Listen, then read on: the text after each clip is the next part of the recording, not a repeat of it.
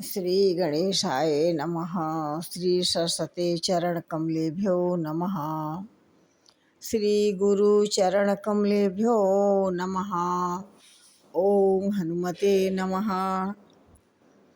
लोकाभिरामं रणरङ्गधीरं राजीवनेत्रं रघुवंशनाथं कारुण्यरूपं करुणाकरन्तं श्रीरामचन्द्रं शरणं प्रपद्ये। मेरा जग में कौन है तुम बिनु हे करतार, करो सहाय आन कर सबने दिया विसार। जय श्री राम। एहि विधि सो दक्षिण दिश जाई, लंका मनहु विभीषण पाई। नगर फिर रघुबीर दुहाई, तब प्रभु सीता बोली पठाई। कहते हैं कि इस प्रकार वह दक्षिण दिशा की ओर यानी यमपुरी की दिशा की तरफ जा रहा है। मानो लंका विभीषण ने पाई। नगर में श्री रामचंद्र जी की दुहाई बोली गई।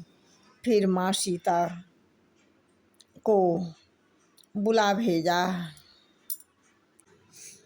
यह सपना मैं कहूँ पुकारी, हुई है सत्य गए दिन चारी। तासु बचन सुनीते सब डरी, जनक सुता के चरण परी। राक्षसी त्रिजटा ने कहा कि मैंने शोर मचाकर निश्चय के साथ कह रही हूँ कि यह स्वप्न 4 दिन या थोड़े दिन के बाद सच होकर रहेगा। उसके वचन सुनकर सब राक्षसनियाँ डर गईं और माँ जानकी के चरण पर गिर पड़ी।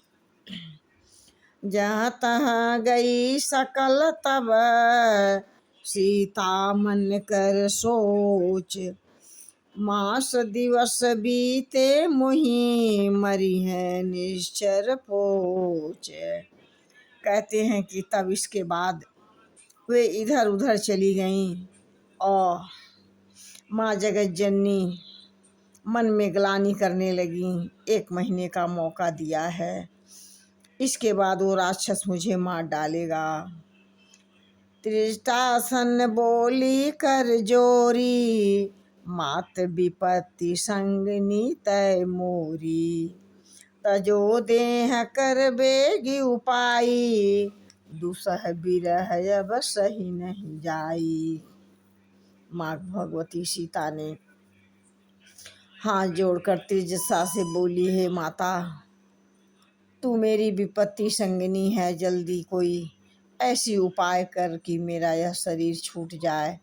अब मेरी विरह असहनीय होती गई है, यह मुझसे सहन नहीं हो रही है। आन काठी रच चिता बनाई,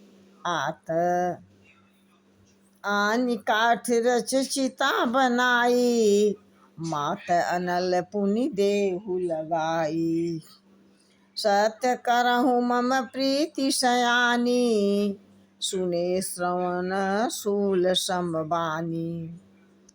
कहती हैं, हे माता, तू लकड़ी लाकर मेरे लिए चिता बनाकर सजा दे, तैयार कर दे। मैं जब उसमें बैठ जाऊं तो तू उसमें आग लगा देना। हे त्रिजटा माता, परमात्मा रघुनाथ जी के चरणों में प्रेम करने से सयानी है तू। मेरी सब बात समझती है। इस राक्षस रावण के शूल के समान उसके वाणी मेरे कान तक ना पहुँचे। सुनत बचन पद गही समुझायसी, प्रभु प्रताप बल सुजसि सुनायसी। निसीन अनल मिली सुनु सुकुमारी, अस कही सो निज भवन सिधारी। कहते हैं कि माँ जगदम्बा सीता के वचन सुनकर त्रिजटा ने चरण पकड़कर उन्हें समझाने लगी। तब उस राक्षसी प्रभु का प्रताप, उनका बल सुजस कह सुनाई। फिर उसने कहा, हे सुकुमारी जगदम्बिके, सुनो, रात्रि के समय आग नहीं मिलेगा, मैं कहाँ जाऊं, आप थोड़ी सी धैर्य धारण करें, मैं कुछ विचार कर बताती हूँ। जल्दीबाजी में एकदम कोई कदम उठाना अच्छा नहीं है।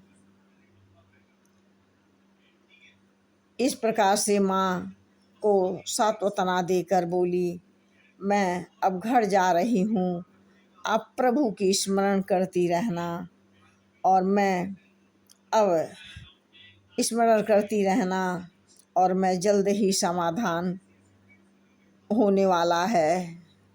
इस प्रकार से बोल के वह घर चली गई। जय श्री राम।